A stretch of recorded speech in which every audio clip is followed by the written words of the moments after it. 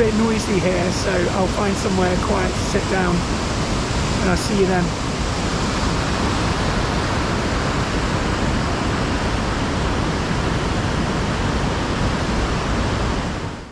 Hey, so this is a bit quieter here, and my voice is very weak, so I need quiet. It would be great to record down there on the rapids, but it's very noisy and a little bit scary as well. So, under the last video there was a question.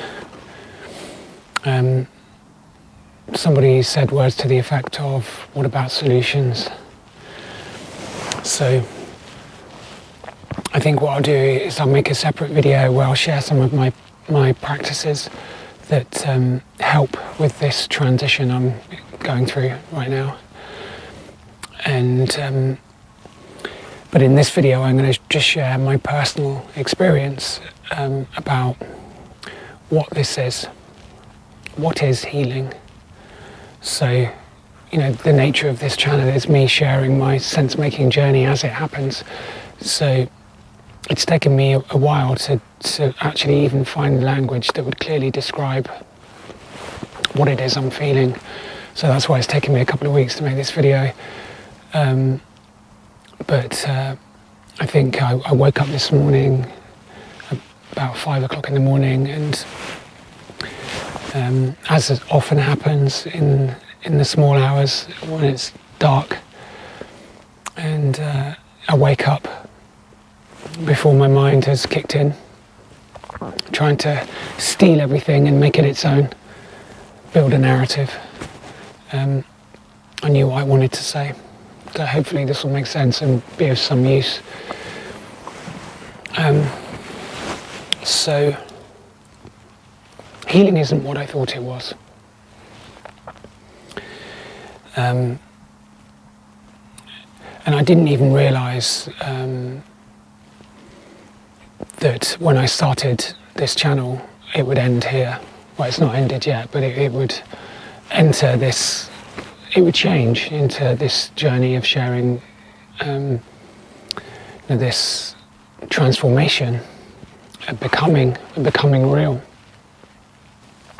So probably because my life was very unreal, I avoided reality at all costs, and transition was a huge part of that, avoiding the reality of what I was as a male.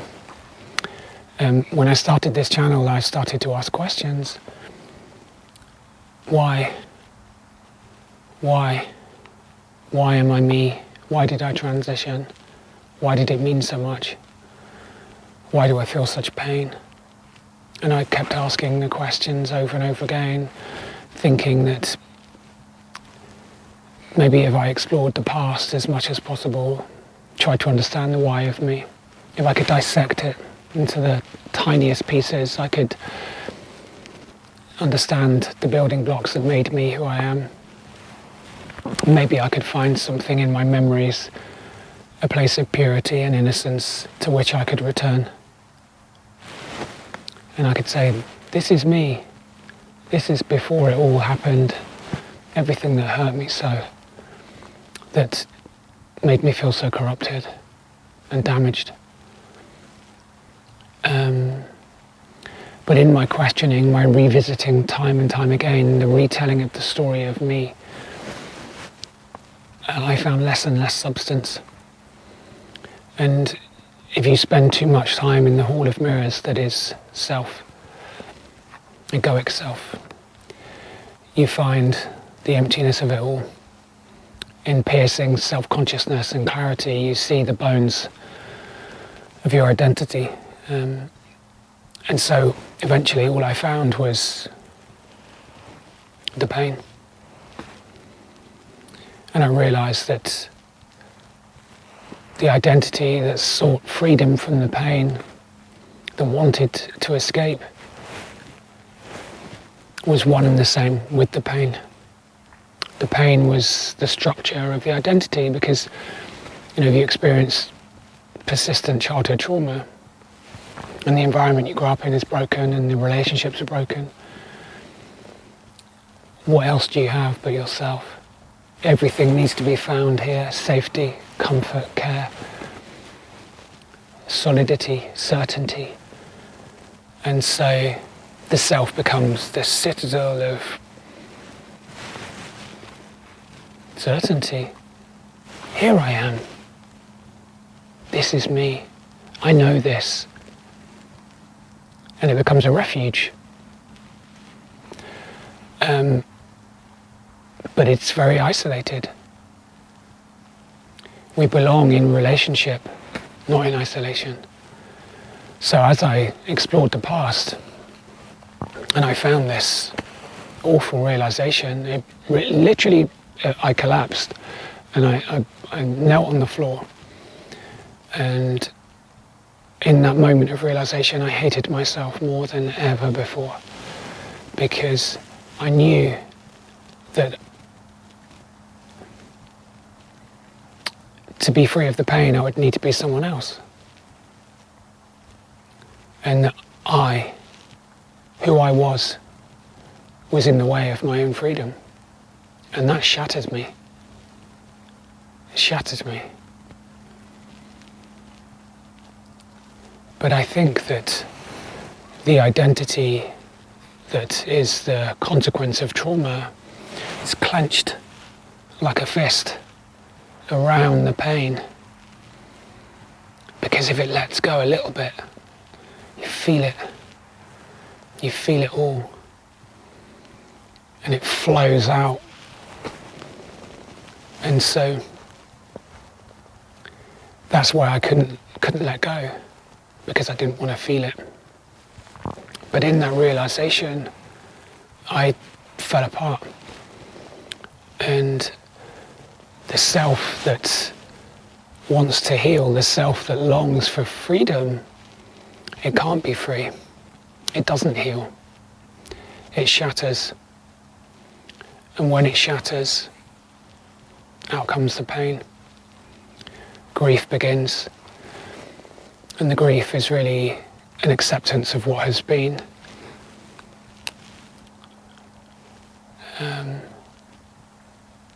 And a clarity of how you were hurt so badly, and you can see all the connections, how that hurt informed your character, how it sat within you and controlled you, and you can see it all, and it just feels so painful. But to grieve is to let it go, is also to forgive, is also to let go of the rage, I think, the hate. I did not want to let go of the hate. I did not want to let go of the rage. The injustice of it all.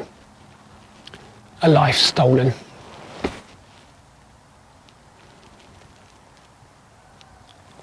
But that self that shatters is in the way. It's clenching of the pain. And when it shatters, there is an emergence of the self, the boundless self, the self that doesn't have a story. It doesn't have a narrative. It doesn't withhold and protect. It loves with compassion.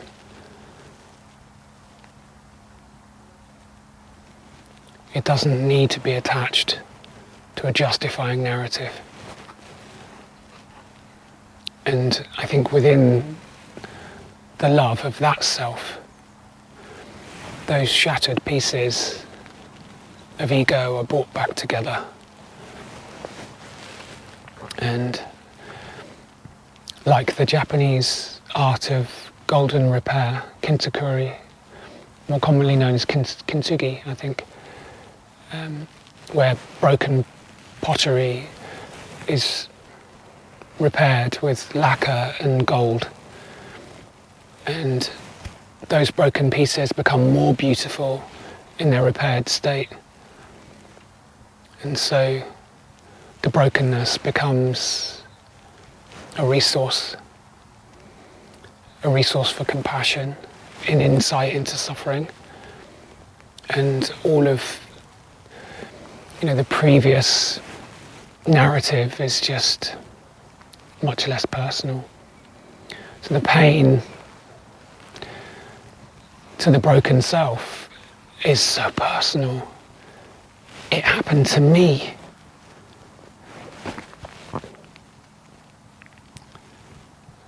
But when there is this shift, this is how I think of healing. It's a shift of identity from this personal, egoic self that suffers to the boundless self within which everything is held. And that self feels suffering far more deeply. It feels joy far more completely, but it's not personal, because the feelings aren't attached to a narrative, they're just feelings. And so you can feel without referencing the story of your own suffering.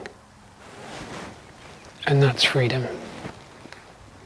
So I think that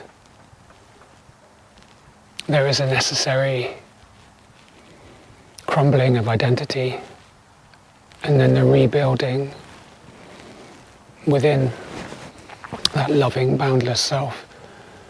And if healing is anything, that's what it is. So nothing changes, everything stays where it is.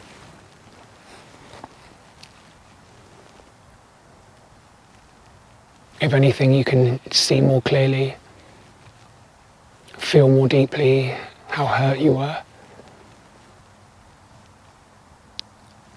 But just as when I look back at my life when I was a young man before I transitioned, in my 20s, I see a boy I used to know.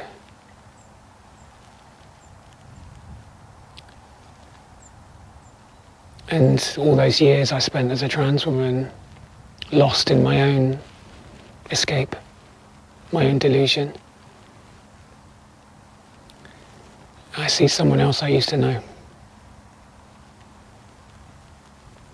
So if there is a return,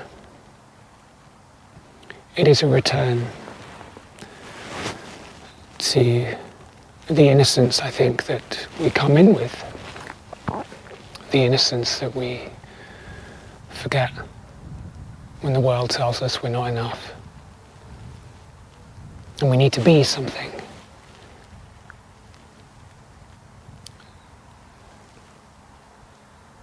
And then everything that happens in between, all those years, those decades of exploration, are really a diversion. And then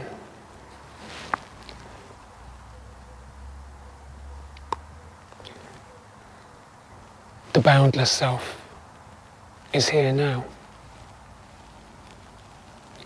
The egoic self lives in the past, or the hope of a future. But the boundless self is here. It's present, it's now. So I don't think this is an event. I think it's a process that takes time.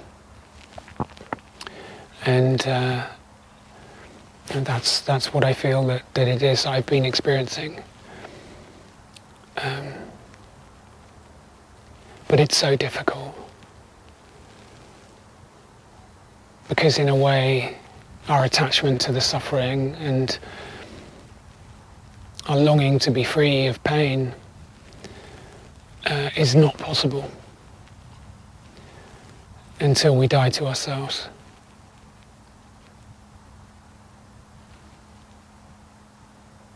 So maybe we just have to get to that point where the pain is so great, we literally collapse.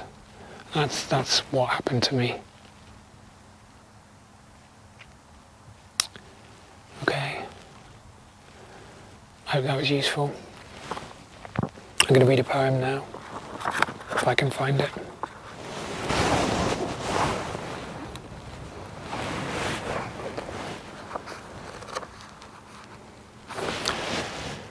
So this is David Whyte's latest book. Most of the poems I read are from the first book I bought of his poetry called Essentials, and I could have just stopped there with just that one book, and it's still revealing itself to me now. And I've got about, I don't know, 8 or 9 of his books. I think that's enough for a lifetime. But this is his latest book, and it's called Still Possible. This is the title poem. I'm not going to read the whole thing because it's very long, and I've read a couple of verses from this before, so you'll recognise it. But I'm going to read a bit more of it because it fits perfectly with what I wanted to say. Excuse me. Yes, it's still possible to be a soul on its way to a beautiful, beckoning and bountiful somewhere, looking for the gift you will bring back to the time of your birth, so that you can start living again from the very first moment you came into this life.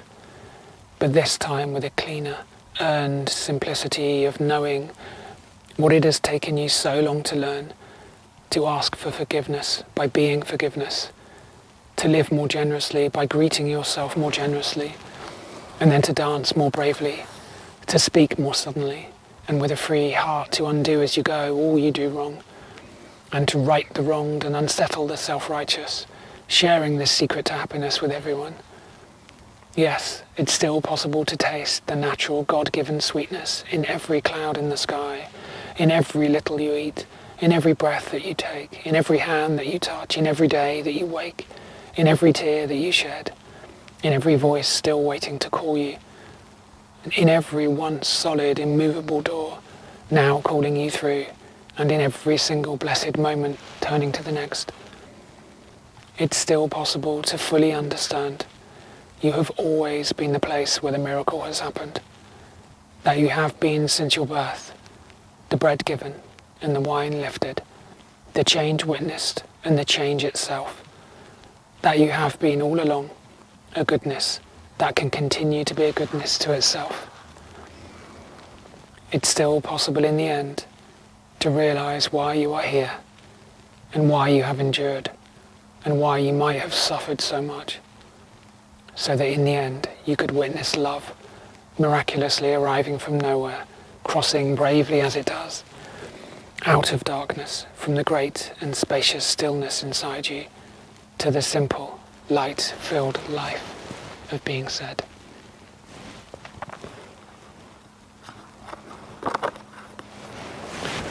So maybe that's what it's all about. We've all forgotten ourselves at some point in our lives. Some of us are raised by people that forgot themselves in more damaging ways than others. And in some way it's up to us to repair not only ourselves but them. Because when we change ourselves, when we heal everybody that's carried within us, in our bones, in our blood, in our memory. And in a way it's our responsibility, I think.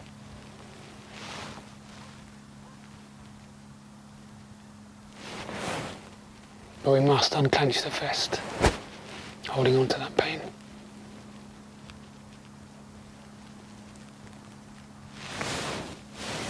Right, I'm going for a swim. I'll see you soon.